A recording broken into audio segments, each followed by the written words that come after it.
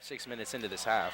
They've definitely stepped up. I don't know if the Bees have took the foot off the gas a little bit, or the Vikings have just started slowly to find their feet again after a long game, double overtime in the last game. Maybe a little bit tired. They've worked it out of them.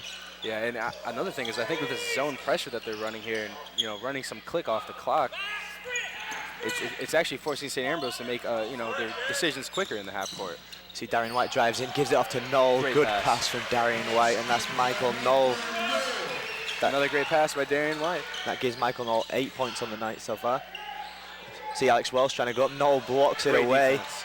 See, that's what Michael Knoll gives you on court. Strong offense, strong defense. So you see Darian White come away with the ball, gives it off to Paul Bean. Paul Bean, the junior guard from Chicago, Illinois, gives it off to Nick Fraser. Nick Fraser having a fantastic night, pulls up for the three, and that's 13 points for Nick Fraser. 5th now on the all-time scoring list at St. Ambrose University. I absolutely love the efficiency in the half court by Ambrose that we're seeing right now. They got the ball up the half court, so they didn't have numbers, ran the set, gave the ball to Nick Fraser. He has a step, bang, 3-pointer. And what an achievement for Nick Fraser. Strong first half from the senior guard from Bellwood, Illinois. We see Darian White going to work, gives it off to Knoll. Knoll going to work, tries to lay it off, doesn't get it, gets the rebound, drops in for Michael Knoll. Your man to watch, Tim. Great effort there from Michael Knoll in the paint. Actually threw it off of a defender, almost turned it over, gets the ball back and just goes straight to work and gets it 2 points. Nick Fraser and Michael Knoll single-handedly helped the Bees turn this 1-point advantage into a 13-point advantage. 13-point advantage. That was a great tip basket right there by the Granby big man off of the missed basket. That's 6 points for Alex Welsh on the night. We see Paul Bean going to run the clock down. The shot clock is gone. We're into the last 22 seconds here in Lee Loman Arena. Paul Bean's just going to slow it down. I think they're just going to go for the one last shot. Yeah, I would expect to see some sort of maybe ball screen or maybe a play to get Fraser open here for the last shot. Fraser is red hot right now. I'm absolutely surprised if they don't give it to him. They get travel. Happy with that one. Yeah, D.Y. just couldn't get his footing there. It looked like he went for the jump step, but he had 2 defenders draped all over him there. Coach Ray is definitely not happy with that one. You see the Bees are going to press him, try not to let the Vikings offense get a shot away here and cut into this lead. Chase Mullen inbounding it, gives it up to Hadnot, and there's a foul called on number 2, Paul Bean. Yeah, a very touchy foul there, especially on the press. About 2 seconds Probably something left. that didn't need to do in the end, and now it's giving them a chance to cut into this lead. Yeah, I think Paul Bean just saw an opportunity maybe to get a steal and a quick shot. And one thing about Paul Bean I will say is that the kid has very, very deceptive hand speed, and when he's around the ball, he's kind of sneaky. He'll get in there and poke the ball away and force turnovers when the guy that holding the ball isn't even his man. He just runs over when he's not looking and pokes the ball away. See, it's Derek Witt to the line for the Vikings. Can't get the first one. Ainsworth with the rebound, comes up to Ty McLean. Ty McLean from downtown does not fall, and that is half-time here in Lee Loman Arena. Ambrose leading by 11 points. It's 36 to St. Ambrose, 25 to Grandview. Tim, what did you like from St. Ambrose in the first half, and what could they improve on in the second?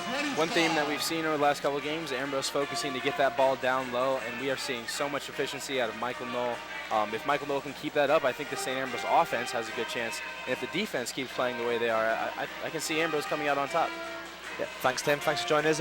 If you stay tuned, I think the St. Ambrose University dance team are going to be performing for us. We're going to have live coverage of the men's basketball. Your exclusive station for St. Ambrose University sports.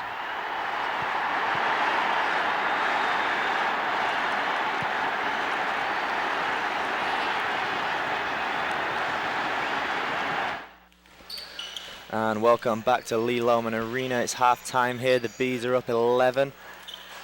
Welcome if you're just joining us. Welcome back if you've been with us from the start. Tim, I see you've been circling some things on your stat sheet. What's sticking out for you? Yeah, as I'm looking over my notes here, a lot of good leading them in points there. Something that we highlighted during the game with Grandview, proving that they have just as fast as an offense. Yeah, Grandview coming off of that 2-game losing streak and coming here tonight to compete clearly up the whole half is pretty impressive. Yeah, talking about that, Chase Mullen, full 20 minutes there, Ronnie Williams 17. And we something we picked up on, field goal percentage in the first half for the Vikings, 26.5%. For St. Ambrose, 42%. And obviously that's been a big factor in his first half. Yeah, it is. Both teams are of the kind of maturity he has as a player. Definitely. And something else that I picked up on, and I told you about, number 3 for the Vikings, Rodney Williams, averaging 11 points a game. SE have restricted him to 0 points in the first half, and that's obviously been a factor. He's not firing for him in that first half. Yeah, going 0 for 3 from the... That's Nick Lang going up, doesn't drop for him. Michael Knoll comes away with a rebound. Darian White running point for the Bees. Rodney Williams, see if it drops for him. It does, and that's a fast start for Rodney Williams. We highlighted him. 0 points in the first half. Starts off the second half with a good 3-point there. It's about the second or third time the same. Hadnot back to Williams, back to Hadnot. Drives in the paint, pulls it off to Kerry Green. Kerry Green with a 3, doesn't drop for him. Michael Knoll with a rebound. That's exactly what Michael Knoll offers you on the defense. Nick Fraser at the other end. Fakes the 3, cuts inside, drops for Fraser. Another night for Nick Fraser. That's 15 points altogether for him. Yeah, what a move by... That's Chase Mullen going to work. Chase Mullen, the spark in this Vikings offense. Doesn't fall for him, gets the rebound, swats it at Blake Bowles. Blake Bowles not happy with that.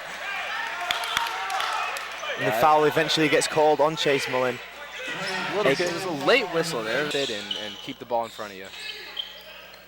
And something you really have to commend is the Bees ball movement. We've seen Nick Fraser pull up, and that's another 3 for Nick Fraser. He is on fire. The efficiency of the St. Aaron was awesome.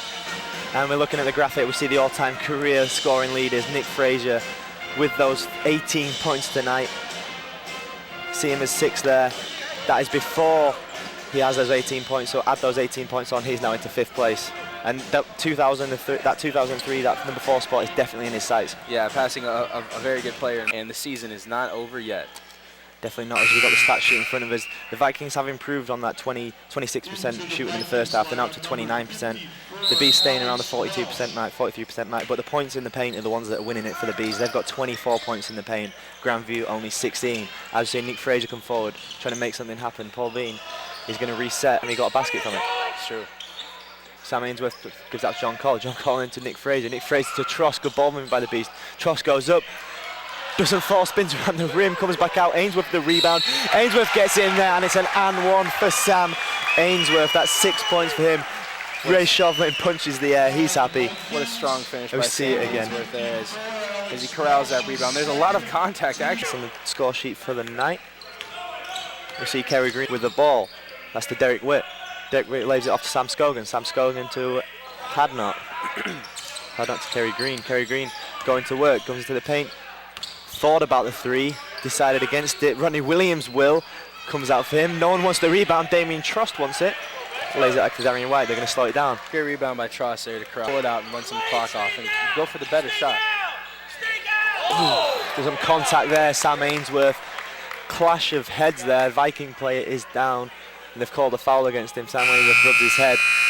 Not intentional, but he's still going to get the foul anyway. And he's going to straight back out as we see it again on the replay here. Clearly not intentional, but as you can Tries see to here, bump Sam off him. Ainsworth goes for a pump fake here, hoping to get him in the air, and the defender did a good job there, just staying on the ground. See, it is Kerry Green. He is up on his feet. It's gone silent here in Lee Lemon Arena as we see if he's okay. Ripple of applause for Kerry Green as he takes a seat on the bench. All night, even coming off of a 2. So it's Chase Mullen out to Sam Scogan. Sam Scogan's going to drive in. They're going to get a foul for a push on Jordan Heatherton. That's his 3rd. As we see Ray Shelvin talking to Michael Knoll there. Michael Knoll's going to have a break alongside Nick Fraser as Ben Alpen and Darian White step back in. Paul Bean can't get the first. Hadnot with the rebound. That's Rodney Williams coming up the court with it. Gives to Chase Mullen. Chase Mullen goes to work, gets inside the paint, can't get it to drop. Damien Trost gets the rebound, gives it off to Ben Alpen. Great defense there by Trost to rotate over on the baseline. Darian White deciding what to do with the ball. Finds Sam Ainsworth, gets it back to Darian White. He's working the ball well. Ainsworth wanted it, didn't get it, gives it to Ben Alpen. Ben Alpen drops up, sinks. That's all net for Ben Alpen. He gets on the board tonight. A player that we haven't been able to talk much about tonight.